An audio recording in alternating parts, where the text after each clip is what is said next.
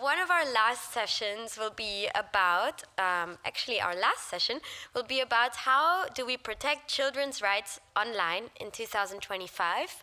This has been a hot topic across many forums and conferences in London across this year, and I think it'll be a really exciting conversation. We have great panelists for this one. First, we have the honor of Mark Russell, the CEO of the Children's Society, joining us. We also have Jen Person, the director of Defend the Digital Me.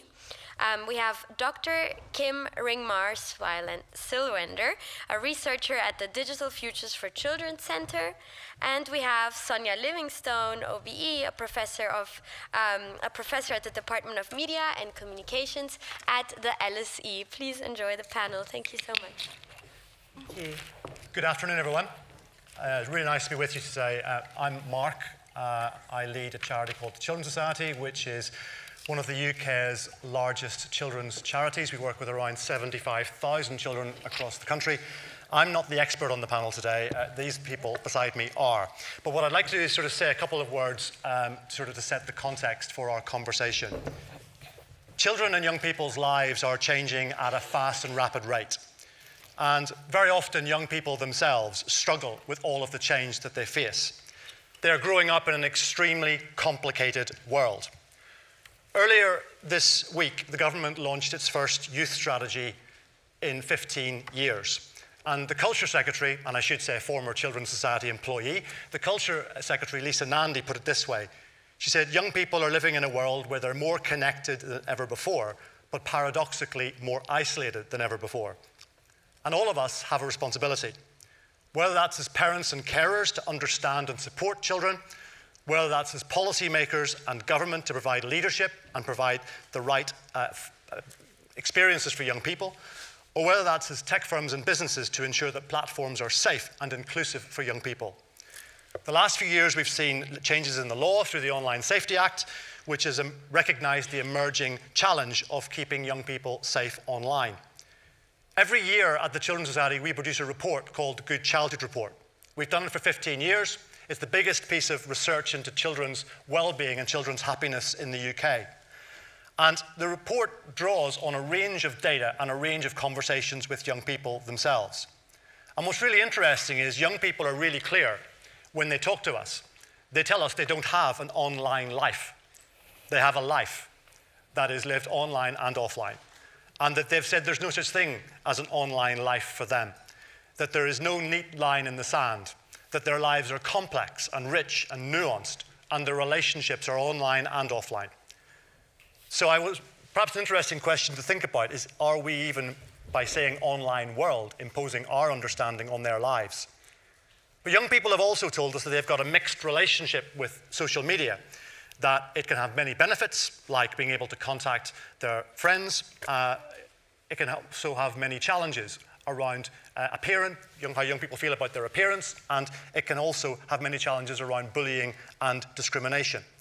One young person told me that social media is a positive. It can help me feel connected to people like me. Another young person told me that social media amplifies problems and creates a group mindset that makes things worse. I had a 14-year-old girl tell me just 2 weeks ago that she was outed to her class on a WhatsApp group in her school. We know as well that more and more young people are dissatisfied with how they look, and girls in particular, that is true, and we have to ask, is that connected to what they're seeing on their phones? Then there's the whole question of AI, and we saw in the press this week that many young people are talking to AI as a way of addressing the challenges with their mental health. But above all, what young people told us in our research was that they wanted digital spaces to be safe, to maximize opportunities to connect with others, and to help balance time spent online with real relationships in their local community. Now, I'm sure in our conversation today we'll talk about a range of things, from online safety to online governance, how we protect children's rights in a digital world, and how do we understand young people's habits in a digital space. Perhaps another question we might want to think about is, what is our actual whole society's relationship with the internet and with social media? And how does that impact children's lives too? So lots to think about. And I'm delighted that we are joined by a panel of absolute experts. To my immediate right, we have Jen Pearson, who is the Director of Defend Digital Me. Jen is a passionate advocate for human rights in the digital world with over 20 years' experience at the intersection of data, policy, and children's rights.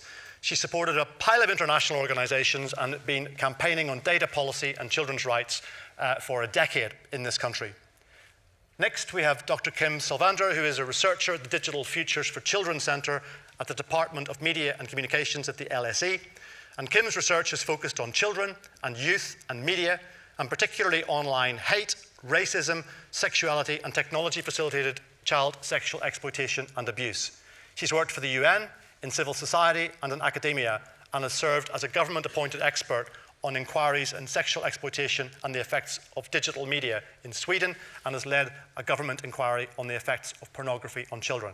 And last but by no means least, at the other end of the table, we have Sonia Livingstone, who is a professor in the Department of Media and Communications at the LSE, who has astonishingly published 21 books on media audiences, children and young people's rights and risks and responsibilities, media literacy, and rights in the digital environment. She's also advised the Council of Europe, the European Commission, the European Parliament, and the United Nations, amongst others. Would you please welcome the panel? So, to kick us off, I'm going to throw the first question right to the other end to Sonia. Children's rights online are often synonymous with child safety online. How can we think about a broader range of rights, and what does a rights-based approach look like? Thank you so much for the question, and just noting on my CV, I mean, I think the reason that I have this list of organisations that I've been working with is that increasingly organisations are becoming really interested in this question. So the Council of Europe made an important recommendation on children's rights in the digital environment, so did the OECD. So most notably has the UN in its General Comment 25, which sets out how the Convention on the Rights of the Child applies in a digital world. And all of these organisations I can see kind of moving as they grasp the interconnected nature of the digital world to a recognition of how children's rights apply in multiple complex ways across that digital world. And the digital world is a nice phrase because it recognises that the digital has become a kind of infrastructure to our lives, and yet, as you say, this is our lives, and this is children's lives. So the important thing about the child rights approach is it absolutely recognises the importance of safety. Children have the right to be protected. Children can't grow up well and healthy as citizens if they're not safe. But by the same token, safety alone is not enough. And children have all the rights that human beings have because they are children, they are human. And so all those human rights that we don't often think about in relation to children, like civil rights and liberties, civil freedoms and liberties, the right to expression, the right to assembly, the right to privacy, all of these are as important to children as they are to adults. And yet we very often look at children with an adult-centric lens, and I think that when we look at the adult-centric lens, we see the people who seem to us vulnerable, smaller, not heard, not in the room, as today, as so often not in the room, and so they have to be represented by us for their vulnerability. And so safety becomes, you know, the kind of the starting point, but also very often the ending point for how those not working with a child rights perspective think about children in relation to digital. It's also what the media headline, of course, most often is a kind of panic about children's safety online. And there is so much to talk about there. There is so much of concern there. There's so much that needs attention there.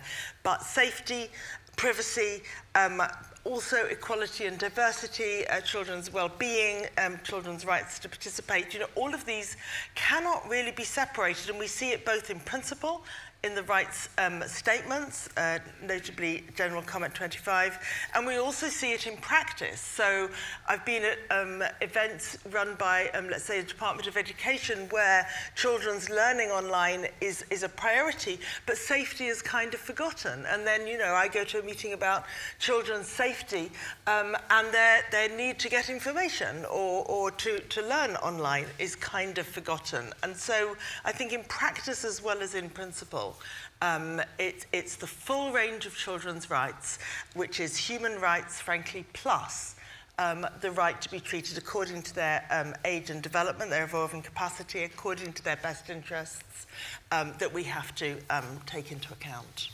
Thank you so much. Kim. So building on what Sonia has just told us, I've been looking at how does this then look out in the world, and been looking at how the general comment is being followed or not followed, or it has been advanced in both on a regional and a national and on a global level. And we see great strides forward, but at the same time we see that it's easier to make headway in terms of protection. So when we talk about children's rights online, or when we talk about children online, what we see in the regulatory and the legislative space is, of course, that protection is top of the agenda in most parts of the world. And we see other rights then falling behind in terms of, for example, the freedom of expression or participation. And of course, as Sonia mentioned, the challenges when it comes to protection, sexual exploitation, cyberbullying, harmful content, these are very serious matters, of course. And I think it's easier, let's say, for politicians to act on these issues because they feel that they are doing something visible. Everybody can agree on it, what it means. I think on an international level, we're kind of in agreement also what it means to protect children from sexual exploitation or harmful content. Even though there are differences, of course, we're kind of in agreement. But when it comes to when I look, for example, at how countries think about the right to freedom of expression, you'll see great variations. And of course, this doesn't only apply to the online space, it applies to other issues as well. But what we see there is that countries very often will kind of forefront the protection rights or the need to protect children, but might do it so that they can control what children see, the information that they take part of, to keep them from accessing a wide range of information, which they actually have a right to. So what happens is that kind of the full range of children's rights is often forgotten in the regulatory and legislative space, even in contexts like the UK or the EU, where actually we've come quite far in regulating and upholding children's rights and kind of children are high on the agenda, whereas in many spaces, children are not very high on the agenda. We were talking about WSIS earlier, and we conducted a high-level expert consultation with experts to talk about, okay, well, how can we include children in the WSIS process, and what should we be considering, and how can we prioritize them, taking note that they haven't really been prioritized. And that's just one example of kind of international processes where children sometimes are forgotten, and often when they are forgotten, it may be the protection rights that are forefronted. And so what we want to really put at the top of the agenda is to say, well, actually, children should be always part of the conversation. Children should always be considered when we're considering issues that have to do with the digital environment, because as we have said, and probably we'll try to update this number, but they are a third of the internet users. And what we're seeing is that they're being more and more forgotten in many of the processes that we're seeing. In some spaces, we talk a lot about them, and in some issues, we talk a lot about them. So the social media bans for under 16s is very high on the agenda today. But when it comes to where are we placing them in central, for example, UN processes, children are often forgotten when it comes to kind of where we see the digital environment going. So we're kind of trying to push the agenda on those issues. We'll come back to children's voice a little bit later. Jen. So I think it's really interesting to tie together some of these lenses through which we see children's rights, both the children's voice that we'll come back to, what adults see and policymakers see about children, and what parents and children see themselves. And we mentioned Australia, we talked about that earlier this morning. I think there was a 2022 report in Australia published, in fact, from one of the departments together with the, I think, e-safety commissioner. And what was also striking there was that the parents' perceptions of harms and risks for children were very much centric on the things that we see policymakers focus on, and that high media profile: terrorism, CSAM, child harms, direct harms, grooming, and really the worst of the worst, as some people call it. Where children in the same survey gave their responses, the harms they were experiencing and most concerned about directly, at least in this survey, was cyberbullying, name-calling, and feeling uncomfortable about what they were interacting with others. And so I think one of the challenges we've got in this space is that children are often the lens through which adults have policy discussions and shape legislation, but in fact don't necessarily include or they do include, but they cherry pick the sort of findings and the surveys and the information that's out there about children's experience online to suit the direction of travel that the political agenda wants to take.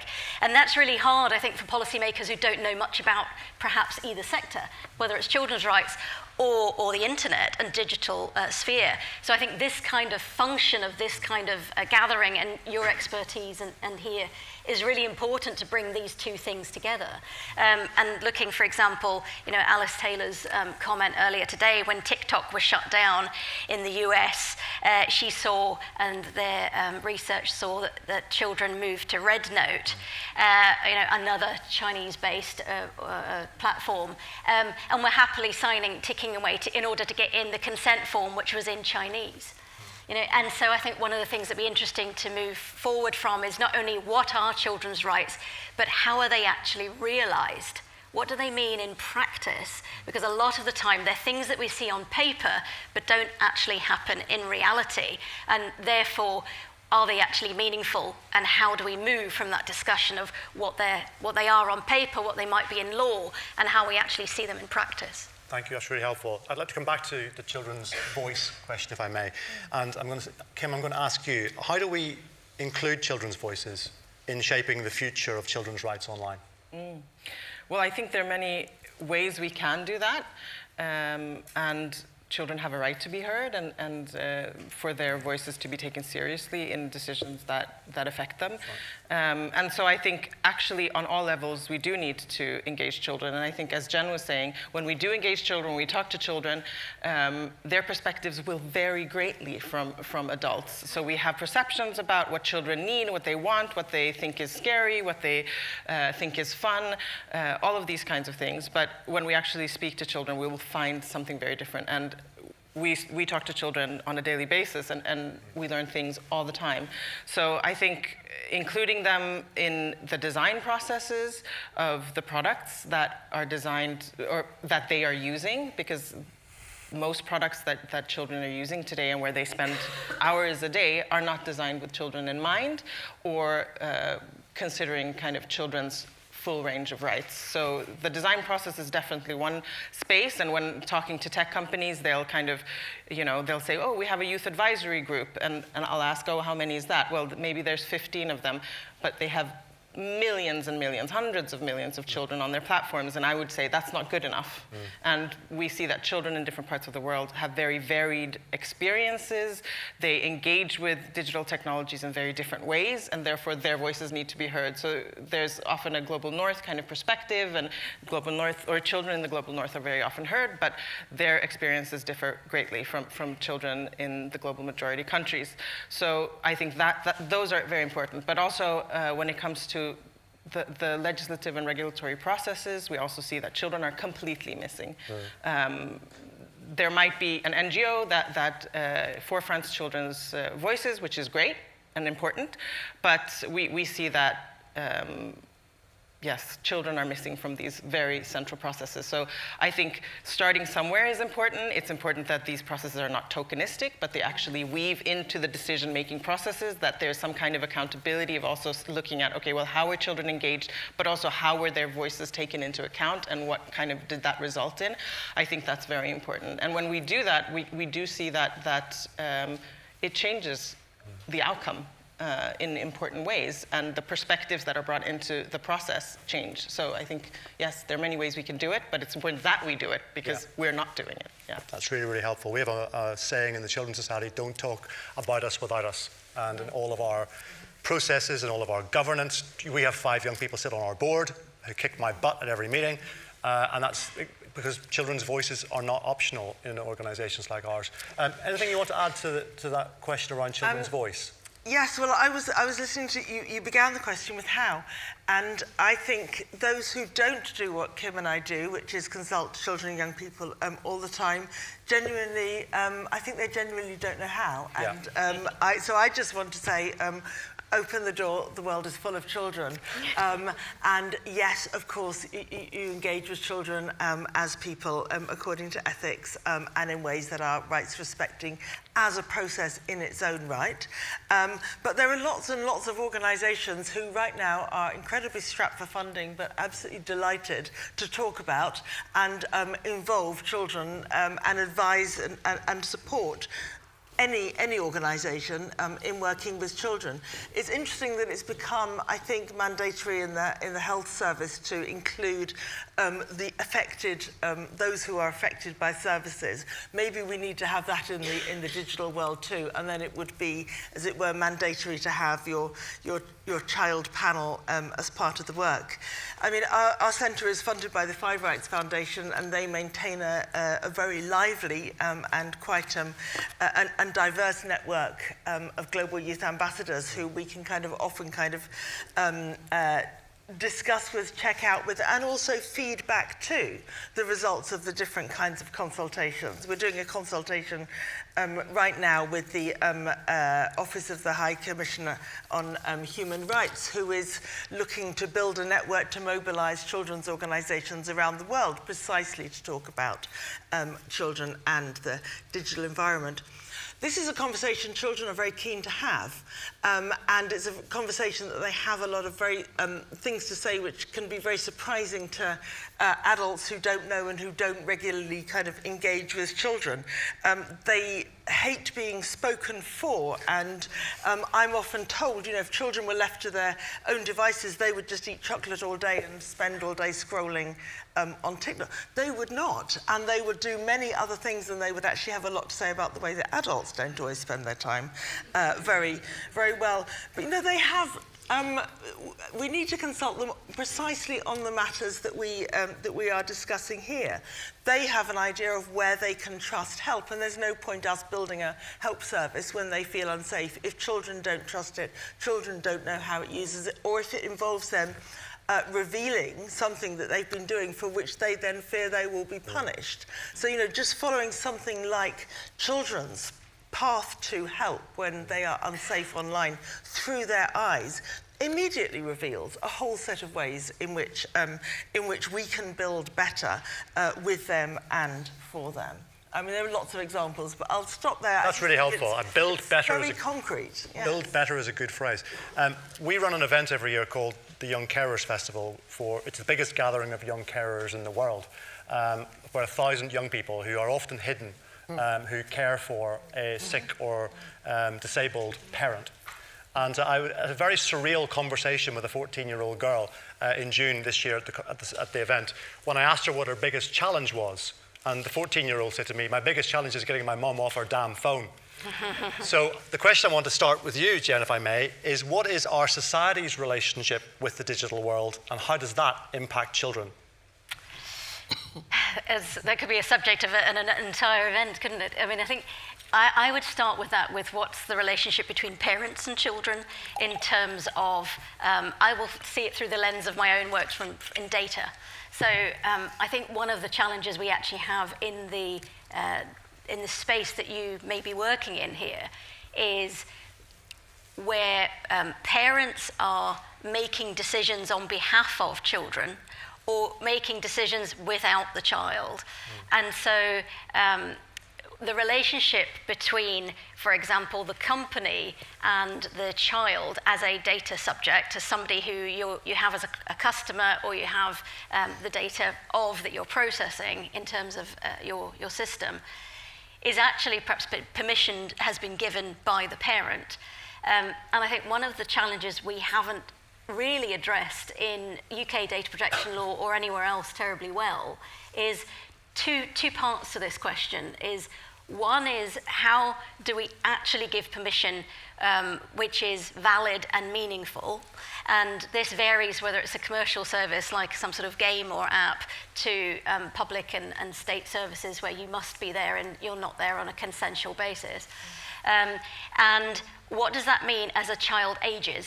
Now, in health systems, we have the Gillick competency, a sort of assumption of capacity changing with age, and it's very important that that's not an age-based check. It is a capacity-based check, as in most child rights laws, very much up until the point of GDPR. Everything around children's rights is capacity-based, not age-based. And that relationship between a parent and child changes over time. And we see it in, for example, the issues now where we're seeing changing digital environments and what does it mean to be safe for a child or a young person online in the States right now, where reproductive rights are being cracked down on, and access to information for young people is not necessarily a safe place to go if your information is being tracked and can be handed over from Meta or others to the state. But what does it mean when I get older as a child and my parent has given permission for something, and I might not even know. I might not even know as a child. So the second question I think that's quite hard in this space that we haven't yet grappled with, and if you've got answers on a postcard or it's something we want to follow up later, is what does it mean to have children's data? If you're processing something for a child, is it at the point at which the data is collected, or is it the age of the data subject as they get older? Because if you pick up data when a person is aged 8, and then they turn 18, are you still processing a child's data when you retain it for whatever purpose that was legal at the point of collection? And so we've got different questions here, I think, about the relationship between the human beings and the social relations between a child, a parent, a family, and society, and also then what that means for the sort of the digital environment in terms of processing information about children and the relationship between how that's handled between a parent, a child, a legal body, and a commercial platform, for example. Gosh, that's a subject for a whole new conference. Can I throw a different question to you, Sonia? What would be the one thing, I'm going to say one thing, I realize you're an academic, so you could give me about 14 probably, so let's take one, okay? The one thing you'd ask designers and developers of platforms to keep in mind when it comes to keeping children's rights at the heart? Conduct a child rights impact assessment. It's the one tool, it's the obvious tool, it's the tool that embeds all the other within it. It's not much there in UK law, but it is used. It's advocated by every child rights organisation around the world. It's there in the general comment. It's in the many child rights documents. So a child rights impact assessment is, it builds on the idea of a risk assessment. It builds on the idea of impact assessments. Companies do them all the time. States do them all the time. Many organisations do. A child rights impact assessment says before, during, and indeed after you develop your policy or design your product or roll out your new mode of making the world digital, you think about the full range of children's rights, you consult children, you consult the relevant experts, you gather the evidence on what might happen, you monitor, you make sure that you're thinking holistically. You might have an educational product, but you make sure you think about safety. You might have a parental guidance product, but you make sure you think about privacy, and so on. So you keep the whole lot in mind. It's being used. We wrote a paper recently about 10 notable companies in the digital space who have been using child rights impact assessments. They don't do it perfectly. They tend to forget to consult children, which is a cardinal sin. They tend not to make the results public, which is one of those kind of double-edged swords. Maybe it means they can make more changes behind the scenes, but it also makes it less accountable. But it is the one tool. Yeah, that's really helpful. Anything to add, Kim? Well, may I add something to what Jen was? You may. Yes, okay. So I've been thinking a lot about this kind of, this question about what kind of digital world do we live in, and what kind of digital world do we want to live in, and how do we see children in those spaces? And I had a reflection about, so I think if I would look at how children interact with the digital world here in the UK or in my home country of Sweden, I can see kind of a very highly digitized world which kind of makes up a basic infrastructure of their everyday lives. In preschool, they have digital systems to, from a very early age that they need to interact with. At home, we know that parents breastfeeding will look at their phones. Sharenting is a big thing. So it's kind of a big part of their infrastructure. But when we talk to, for example, kids in, so what I want to say is that creates kind of an expectation of partly being part of the digital world, and we can see that their children are part of the digital world from a very early age, at least a big majority of children in kind of these settings. But when we talk to youth ambassadors in Pakistan or Kenya, their concerns are very different. So they want to go online for very different reasons, or particular reasons that maybe kids here we wouldn't hear about. So they're talking about, they go to school, the school isn't good enough. They look to AI, for example, to help them produce a better curriculum so they can learn themselves. So they use it as an agentic way of actually getting better. Not that children here don't, they would as well. But it then really allows them to create a career from nothing. Or a youth ambassador in Pakistan who tells us that actually his concern is not about AI, or it's not about social media. It's about just getting online because they don't have electricity in his village. But he knows that getting online for him is crucial for his future. Yeah. So these concerns are very, very different, right? Yeah. And so I think with kind of, and we think globally when we think about children. So I think thinking about what world we want includes not just that we want the spaces to be safe and inclusive, but we want children to be able to take part in it in a way that allows them to enjoy their full rights. And that includes the right to education, that includes the right to kind of a positive development and to a brighter future, basically. That's really helpful. I'm going to come to my last question at this point, and then we're going to get ready to take some questions from the floor. But the last question I want to ask for now is, how do we ensure that children's safety online doesn't mean exclusion? And I'm going to come, Jen, to you first, if I may. So the area of children's safety that I've looked at is through the lens of safety technologies used in education. And so I'll speak to that. The technologies that are used to mediate children's safety in a digital environment through UK schools and in other countries in the world, particularly in the US, is a very broad area of technology, safety tech. Some of you may come from that sector. And we have been trying for a long time to get a lot of changes made to that sector, because what people tend not to talk about is how the technologies themselves can create new risks and how safe is the safety tech. So we've talked about it in terms of things like age verification, in terms of giving up perhaps security and privacy. We talk about what it means to hand over identity documents to another third party. So are you actually making children more safe by, are you simply giving your identity documents to a different set of companies instead of the apps or the platforms or whatever? But we rarely talk about who these intermediaries are that make children safe. And 3 concerns we have in that sector is, and I have to speak very broadly, not least because one of those companies got very upset when a newspaper article was published about them, and they felt that some of the criticisms in the article by the journalist had been kind of sweepingly swept up to all companies. But I will say all of these companies are different, but primarily they work as sort of man-in-the-middle technology and insert themselves between the school's servers and the child as the pupil, using their device, whether it's a personal device or a school device, 24/7, 365 days a year. And they monitor every interaction, everything a child types, shares, sends, and receives. And one of the things that I think is most concerning, the 3 things would be that it's so opaque. Children don't necessarily see that these technologies are there at all, and if they do, they don't understand how they work.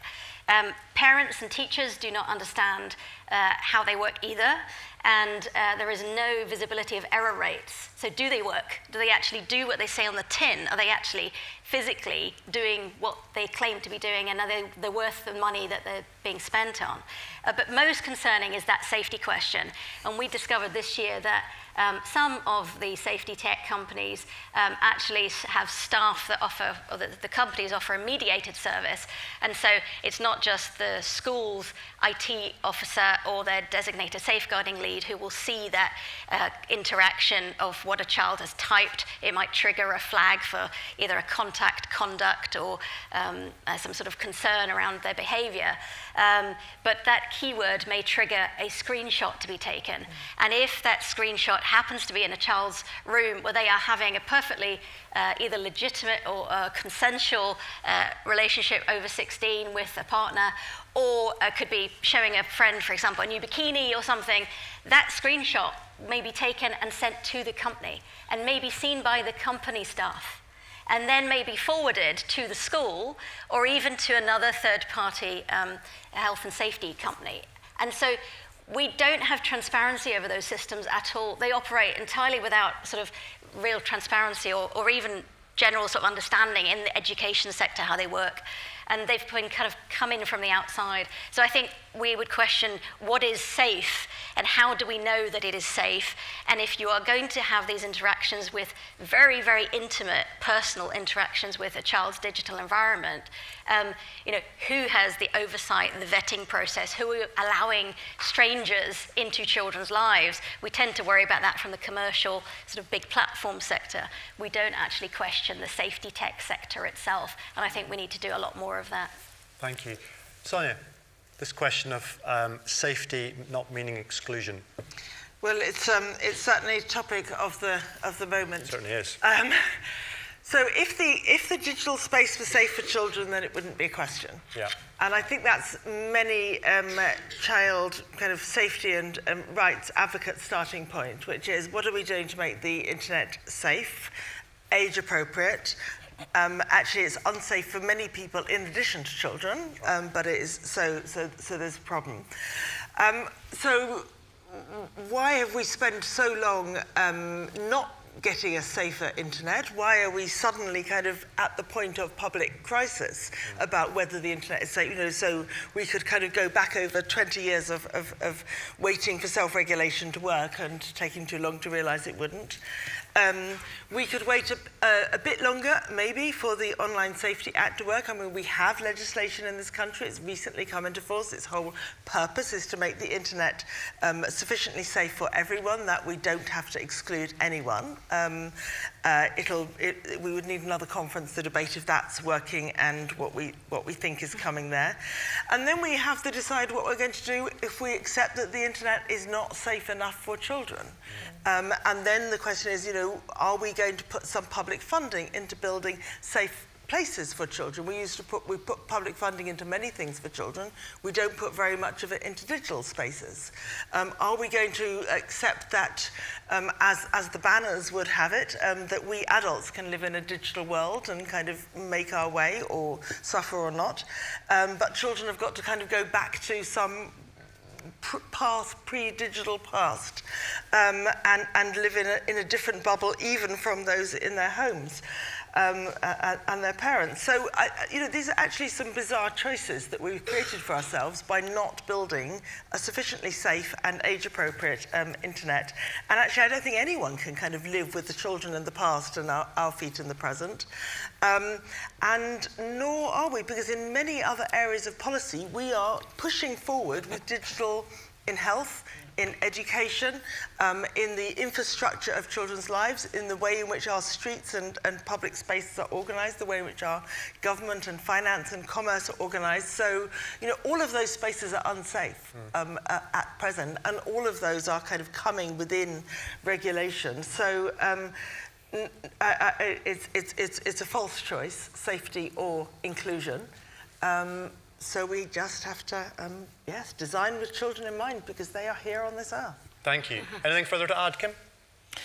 Well, I think that I completely agree with everything Sonia has just said. And I think what we're struck by all the time is this kind of disconnect between an environment in which we all move around every single day. We spend a lot of our time, our children spend a lot of their time, that they use to connect with friends, to learn things, to study, all these things. And what we see, and kind of connecting to what Jen was saying, they're all made by private companies, and that their kind of business models don't match with children's rights, right? But we are having a hard time imagining an alternative, it seems. It seems that we are just kind of always trying to keep up with the dangers that we see and the new dangers that we see. At the same time, governments are pushing innovation. Of course, AI is now one of those very significant areas. So we're pushing for innovation, we're pushing to kind of move forward, make a lot of money, and at the same time rolling out environments that are fully accessible to children. And as Sonia is saying, we're not offering alternatives, and I think that is really what is missing. We need to imagine alternatives, we need to reimagine also kind of what it means to create safe spaces. So regulation, we're always trying to kind of keep up with, okay, well, if we do this, then maybe this will be safe, and I think we have come far in imagining how regulation and legislation might look in a way that could protect children, but also include them. But at the same time, as I think many of us might have experienced who have spoken to children about things like whether they would not be allowed to use social media under a certain age and so on, you will often hear, but wait a minute, why should I be punished because companies can't do what they're supposed to do, which is not abuse my rights or not use my data or not allow strangers to get in touch with me and send bad things to me or share content with me that I don't want to see. So, and that I think to me is the voice that rings in my head. Actually, are we not thinking in the wrong way around when we're saying, no, we cannot regulate these companies in a way that actually has proved to be, effective for children's protection. So instead, they are not allowed there, even though they're saying we want to have spaces where we can connect, but we're not, again, creating those spaces. Thank you, really helpful. And your turn. Any questions you want to ask the panel? Oh, blimey. Right, okay. I'm going to come to the chap in the very far right-hand corner. Speak loudly, please, for the benefit of those online. Ian from the Age Verification Association again.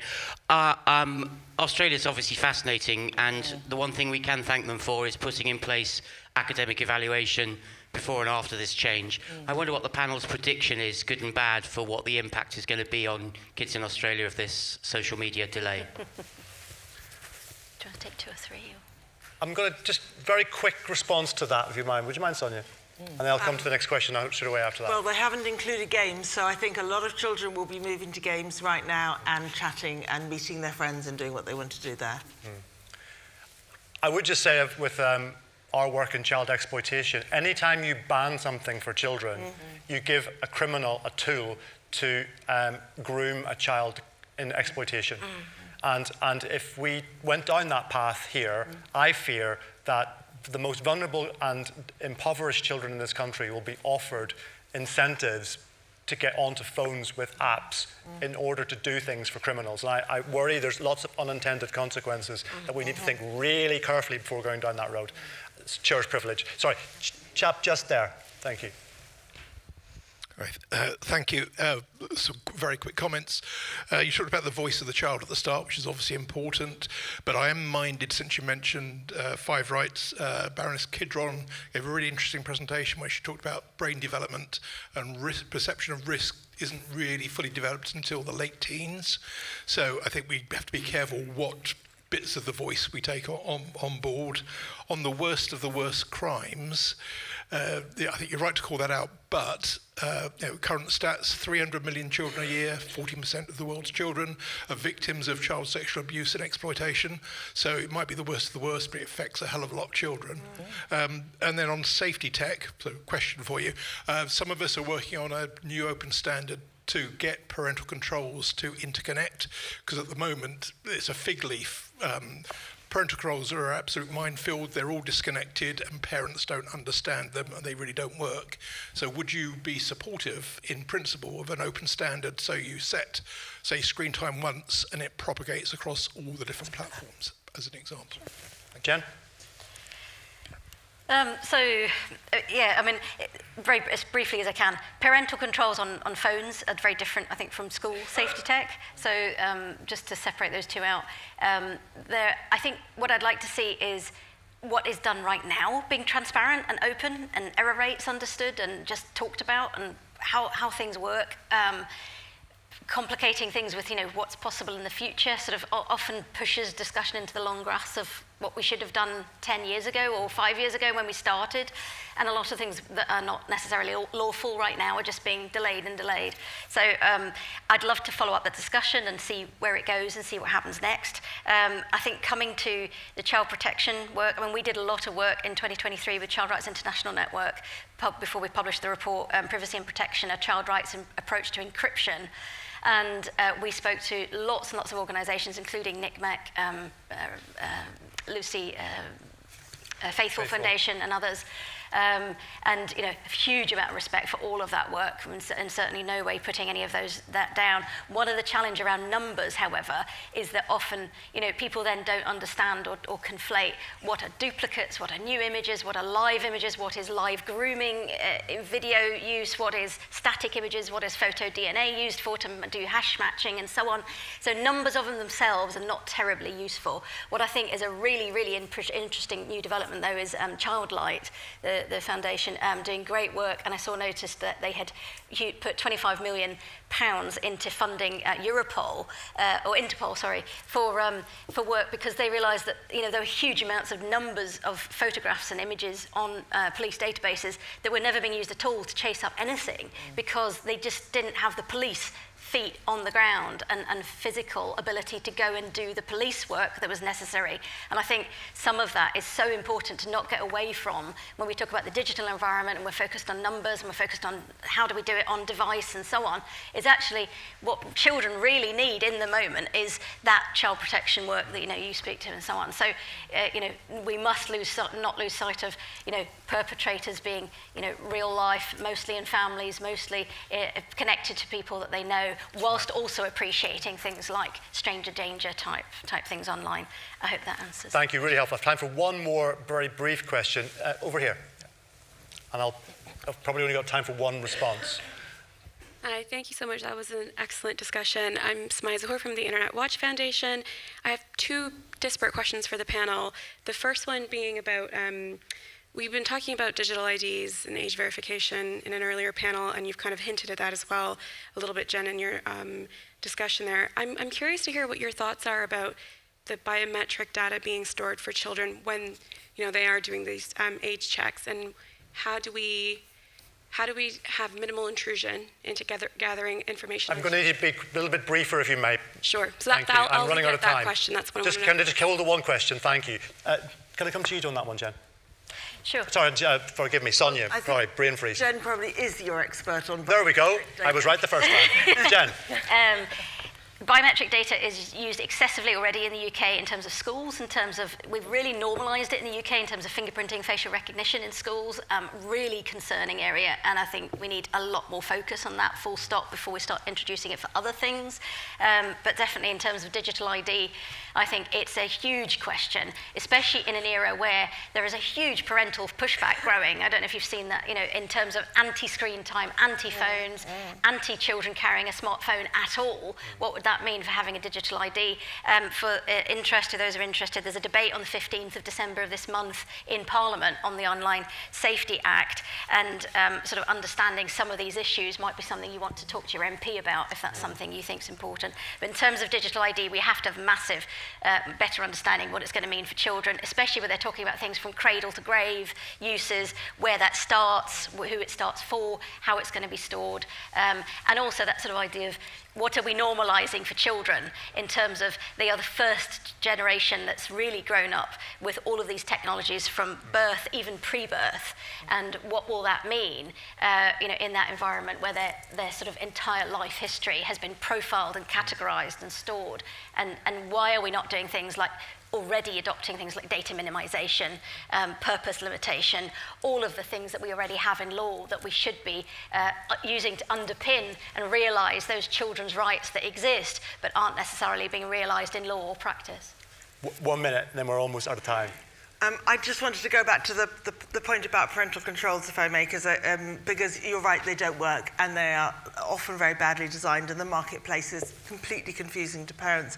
The reason I wanted to go back is very often in these debates, though not necessarily now, we come to a point of saying, look, can't the parents just kind of fix this? You know, this is not for us to do, this is for the parents to manage. Yet the tools that we're providing parents to manage are deeply flawed, and no evidence there. But the information that we're providing for parents isn't adequate either. And as so often, anything that relies on parents, and I don't want this to sound wrong, but does generate inequalities because many parents are just not able to kind of follow in the detail and pay the attention that might be needed. Thank you so much. We did a survey last year of 4,000 parents, and we asked them about what their children look at on their phones. And 92% of the parents we surveyed said they were worried that their child was at risk of being groomed or exploited online. 4% of parents had a clue what the signs of that would be, and 2% of parents knew what to do if they were concerned their child was being groomed online. So we have a big job to do, and we're working really closely with the Home Office about how we educate families and how we educate schools to help children protect themselves in the online space. But I'm going to finish with my 12-year-old nephew, Noah. When I asked him what he thought about the Australia decision, his exact response was, why should I be banned from Instagram because they can't keep it safe? Which I thought was a good note with which to finish. Would you please show your appreciation to our superb and excellent panel?